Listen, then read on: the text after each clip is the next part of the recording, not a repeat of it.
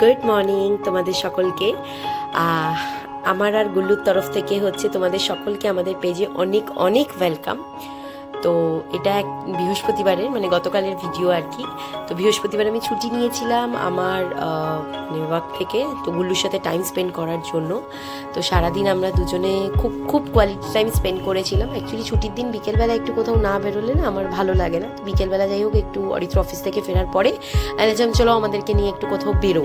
তো সেই কারণেই ও বেরিয়েছে। গুল্লুকে আমি প্রশ্ন করেছিলাম গুল্লু বিকেলবেলা কোথায় যাবে, তো ওর প্রথম উত্তর ছিল মামা আমি কালী ঠাকুরের সঙ্গে দেখা করতে যাব। তো সেই উদ্দেশ্যেই আমরা বেরিয়েছিলাম। প্রথম উদ্দেশ্য আমাদের ছিল ডুমুরজলা স্টেডিয়াম, কারণ ডুমুরজলা স্টেডিয়ামের ওখানে একটা ভালো চা পাওয়া যায়, খুব ভালো একটা দাদা মানে চায়ের স্টল আছে, ভীষণ ভালো চা বানায় ও। তো সেই কারণে আমরা প্রথম আমাদের গন্তব্যের দিকে এগিয়ে গেছি। প্রথম আমরা গেছি চা খেতে। অরিত্র অফিস থেকে ডিরেক্ট ফিরেছিল, তো সেই কারণে আমরা প্রথমে গেছি চা খেতে। চা খাওয়ার পরে তারপর ওখান থেকে আমরা বেরিয়েছিলাম সিদ্ধেশ্বরী মায়ের উদ্দেশ্যে। তো এটা ডুমুরজলা স্টেডিয়ামটা এখানে যেতে না ভালো লাগে বেশ, কারণ বেশ ওখানে আলো টালো দেওয়া আছে, তারপর প্রচুর বন্ধু বান্ধবরা ওখানে সব বাইক নিয়ে দাঁড়িয়ে আড্ডা ফাড্ডা মারে। তো এই যে আমরা চলে এসেছি চা খেতে। আমরা নিয়েছিলাম কেশর টি।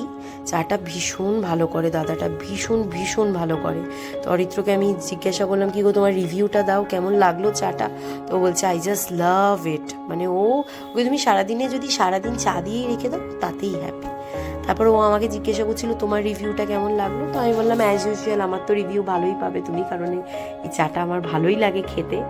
তো চা খাওয়ার পর আমরা বেরিয়েছিলাম, মানে চা খাওয়ার পরে আমরা বেরোবো হচ্ছে সিদ্ধেশ্বরী মায়ের উদ্দেশ্যে। তার আগে তোমাদেরকে একবার স্টেডিয়ামটা দেখাই।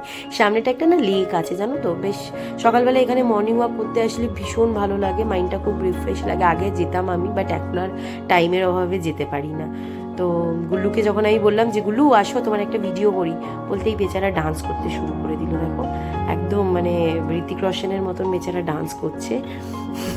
আর নিজে থেকেই বলে যে মামা চলো একটা রিল বানাবো, চলো আমরা দুজনে একটা রিল বানাই, গুল্লু একটা রিল বানাবে।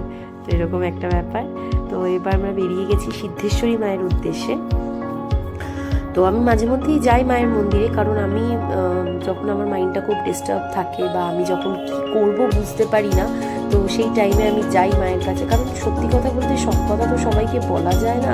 তো আমার মনে হয় ইনি এমন একজন ব্যক্তি যেখানে যাকে আমি আমার মনের সমস্ত কথা বলতে পারবো এবং উনি সেই সমস্ত সমস্যার নীরবে সমাধান করবে। সমাধান করতে না পারলেও আমার মনে হয় যে আমি ওনাকে বলে খুব স্যাটিসফাইড হই। তো যার কারণে আমি মাঝে মধ্যেই মায়ের কাছে যাই। গুল্লুকে এখানে আমি প্রণামী দেওয়ার জন্য দিয়েছিলাম। বেচারা এতটাই ছোট, প্রণামী বক্স অব্দি ওর বেচারা হাত পাচ্ছিল না। যাই হোক অনেক এই করে বেচারা ঢুকিয়েছে। আর এটা হচ্ছে ওর সব থেকে বড় প্রাপ্তি। আমরা মন্দিরে গেছি, তো ঠাকুরমশাই ওর হাতে একটা মায়ের প্রসাদ দিলেন। মন্দির প্রায় বন্ধ হওয়ার সময়, কারণ 10টা বাজে তখন, মন্দির প্রায় বন্ধ হতেই চলেছে। তো যাই হোক মন্দির থেকে মায়ের সাথে দেখা করে আমরা চলে এলাম বাড়িতে। বাড়িতে এসে এবার আমাকে খাওয়াতে হবে গুল্লুকে, তারপর ওকে শোয়াতে হবে, কালকে সকালেও স্কুল আছে। তো চলো আজকে আমি আর আমার এই ব্লগটা এখানেই শেষ করছি। তোমাদের সকলকে অনেক অনেক অনেক ভালোবাসা রইল। তোমরা ভালো থেকো, সুস্থ থেকো, আমাদের সঙ্গে এইভাবেই জড়িয়ে থেকো। আর আমি চাই যে আমরা প্রত্যেকে যেন একই সঙ্গে সফলতা পাই। চলো বাই।